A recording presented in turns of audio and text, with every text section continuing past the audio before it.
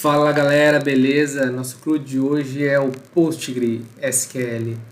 Esse banco de dados é um banco de dados relacional, tem tomando bastante espaço no mercado aí pela quantidade de benefícios que ele oferece, além da licença, a questão de ele funcionar no Linux, que os servidores Linux têm um custo mais barato, licença, etc. Vamos lá. Sobre o PostgreSQL, então o Google já traz para a gente algumas informações importantes, né? Um sistema gerenciador de banco de dados relacional, desenvolvido como um projeto de código aberto. E para a gente falar sobre as vantagens dele, eu achei um material bem legal no blog do Lucas Caton, e ele cita pelo menos 6 vantagens aí que realmente faz sentido você tiver na dúvida sobre qual banco utilizar e com os recursos que você tem, vai te ajudar bastante. Então, o primeiro deles aí é com relação a transações a nível de tabela. São poucos bancos de dados que fazem isso, então ele citou até um exemplo ali de um Begin Tran dentro de a criação de estrutura de tabela. Então, em outros bancos de dados, quando o rollback é realizado, a estrutura de tabela permanece. No caso do PostgreSQL, não. Se você rodou um comando aí, DDL, para criação de estrutura de tabela e view, etc., se der algum erro, toda essa estrutura é desfeita, ao contrário dos outros bancos de dados. A questão de funcionalidades. Ele já trabalha com a questão de busca Full Text Search, né? Que é mais performático na questão de consultas, e ele já trabalha com o ID, né, que é o guide, então ele já consegue interpretar aquela chave grandona lá, né. Por padrão ele já é o TF8, então ele não tem aquela bagunça que a gente vê nos bancos de dados de colete e latim, etc e tal. Tipos de dados. Ele trabalha com uma opção maior de tipagem e até mesmo voltado para o código. Então, por exemplo, no MySQL tem o Tinint que a gente utiliza às vezes para tratar questões de booleano. Agora, no PostgreSQL ele já tem o tipo booleano. Os outros tipos também que agregam valor com relação ao PostgreSQL, ele já trabalha com alguns formatos que também são poucos encontrados em outros bancos de dados. Formato JSON, formato de array e outros tipos também. Um ponto principal dele que eu julgo, pela quantidade de recursos que ele oferece, é igual você comprar um carro chinês e um carro nacional. Então, assim, você tem um leque de infinidades de opções maiores pelo mesmo custo. E isso eu falo por questão do Postgre. Por quê? Porque ele é um banco de dados de licença, um banco nacional com licença gratuita. O seu concorrente maior é o MySQL, que também é gratuito, porém ele tem alguns recursos que são pagos, né? E é isso, já deu para a gente ter um cheiro legal aí sobre o banco de dados Postgre. Ele trabalha com sintaxe SQL e ele é bem tranquilo de manusear também. Para fazer download do banco de dados, acessar o site do Postgre, né? postgresql.org/downloads. Ele já dá opções de downloads praticamente bastante sistema operacional. A gente vai trabalhar com Windows, né? A instalação também é bem tranquila, avançar. Em algum momento vai pedir para você inserir a senha root, né, o administrador. Terminando a instalação, você vai na busca do seu sistema operacional, caso não crie o ícone, pgadmin. Quando você abre o pgadmin, ele vai solicitar que você informe sua senha, que é um banco de dados seguro, né? E ele já vai abrir essa estrutura para você. Database, e já vem esse base de dados de teste aqui. Você vai criar um novo, né? New Database. Preenche o nome do banco de dados. Ok. Ele vai criar para você o banco de dados com toda essa estrutura. A gente não vai entrar no detalhe das estruturas do Postgre, até porque tem muito conteúdo bom na internet que ensina o detalhe que é cada item, mas basicamente trabalha com evento, de trigger, gatilho, trabalha com esquemas também, né? Então esse public é parecido com o DBO do SQL Server. Então procedure, function, views, tem tudo aqui. Para criação de tabela, botão direito, create table. Preenchemos as informações da tabela, o nome da tabela, o esquema que ela participa, né? Ok. A partir do momento que você deu ok, ela já vem para cá. Criação da coluna, new column. O nome da coluna, um comentário. O tipo dela, tem uma porção de tipo. Você vai escolher qual que vai se adequar melhor ao que você precisa. As informações não há necessidade de a gente entrar no detalhe. Cancelar, ok. Constraints. A gente consegue criar também, por exemplo, foreign key, primary key, ou através da própria tabela em si, que fica até mais fácil de você manusear. Então aqui ele já lista para você as colunas, você já fala qual que é o primary key, not null, não pode ser novo, né? Salvou.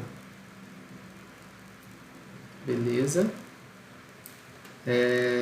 Bom, e dá pra gente também fazer uma consulta aqui pra gente testar, né? Ele abre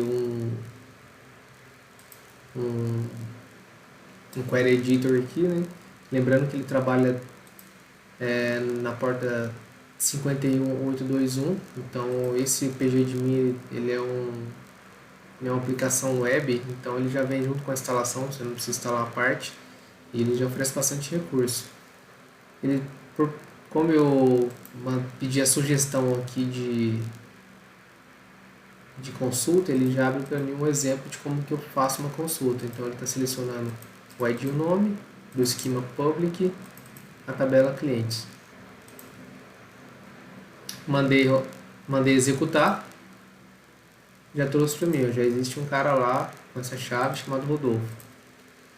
Beleza? Partiu o Visual Studio. Vou fechar aqui para a gente começar do princípio, meio e fim. Startup.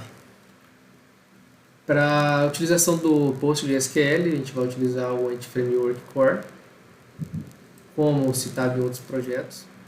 Para fazer a conexão com o banco de dados via Entity Framework, a gente vai precisar de uma biblioteca. Microsoft Entity Framework Core. E a NPG SQL Entity Framework Core PostgreSQL. Com isso, ele já vai habilitar para você a opção de use NPG SQL, Configuration com Get Connection String PostgreDB, App Settings, PostgreDB, Localhost, PostgreDB, porta tal, usuário, senha, pooling habilitado. Não há necessidade também, porque a gente só vai ter uma conexão nesse banco.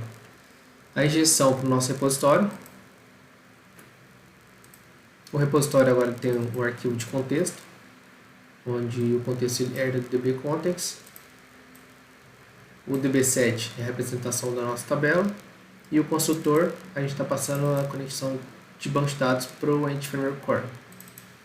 Repositório, nossa interface, que vai representar todos os métodos do nosso CRUD.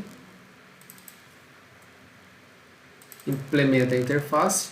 Construtor, eu faço, né, a gestão do contexto. Listar, aí é bem tranquilo, que é o padrãozão do Entity Framework. Contexto set cliente, todos os clientes.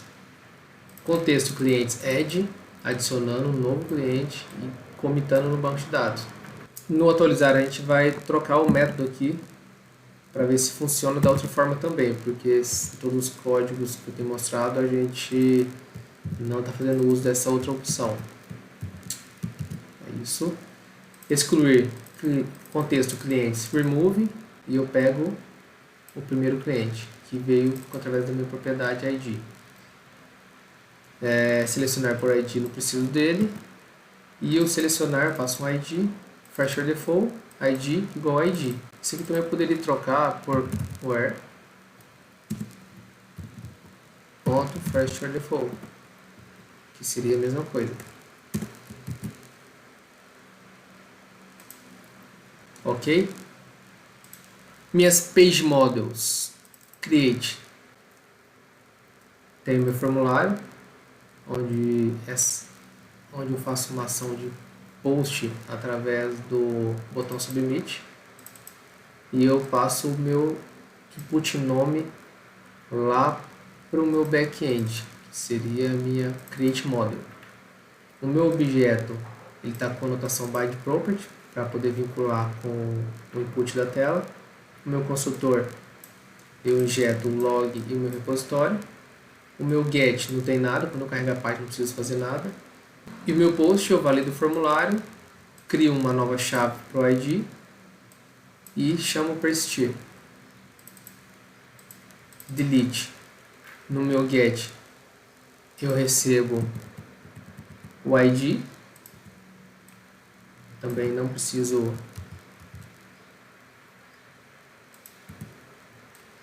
ser um método assíncrono. Todos os vídeos eu vou passar por isso aqui, arrancando esses, porque como o projeto me baseei em todas as estruturas, mudando apenas a questão da conexão com banco de dados, então o código está o mesmo para todos.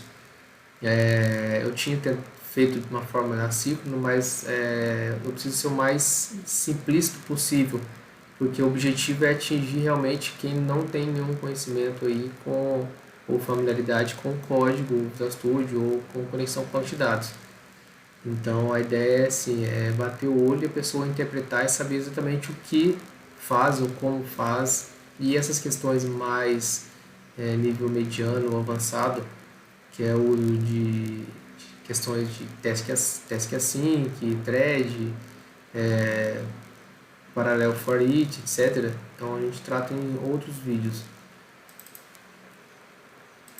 Edição é o mesmo formulário do create, porém ele tem um hidden field que vai armazenar para mim um ID quando vir para a tela, e quando voltar para o back-end eu preciso levar esse ID para indicar quem que vou alterar.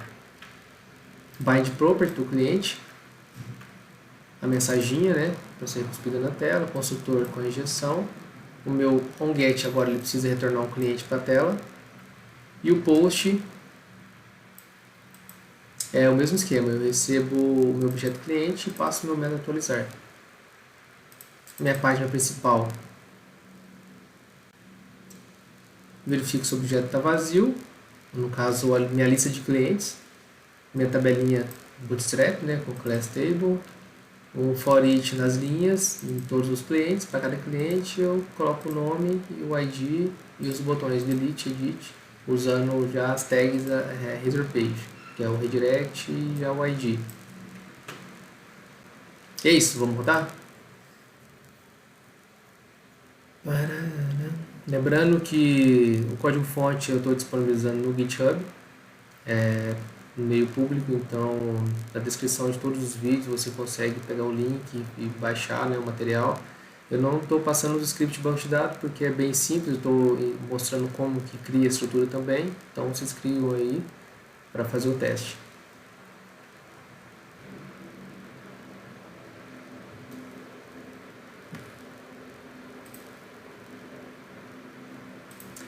Beleza, pessoal, vamos lá, novo, Rodolfo, salvar, ok, voltou, editar, Rodolfo 2, abrindo, polish, salvar, voltou, excluir, ok, sucesso. Então, sucesso. Só vou retificar um ajuste de código que eu tive que fazer porque eu fiz a tipagem errada do ID no código. Estava como string, mas na verdade, como o post que já trabalha com guide, eu coloquei ele como guide no banco de dados.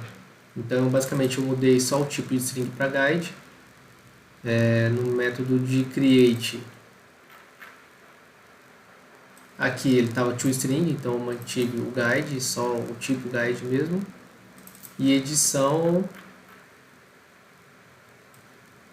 Agora eu passo um guide ao invés de uma string. E as outras alterações são a nível de interface, né? Que antes era string, e agora é guide. E é isso. Então funcionou belezinha. Espero que vocês tenham aproveitado o conteúdo aí e já comecem a escrever código aí usando o PostgreSQL, beleza? Se puder dar aquele joinha lá, eu agradeço. Valeu!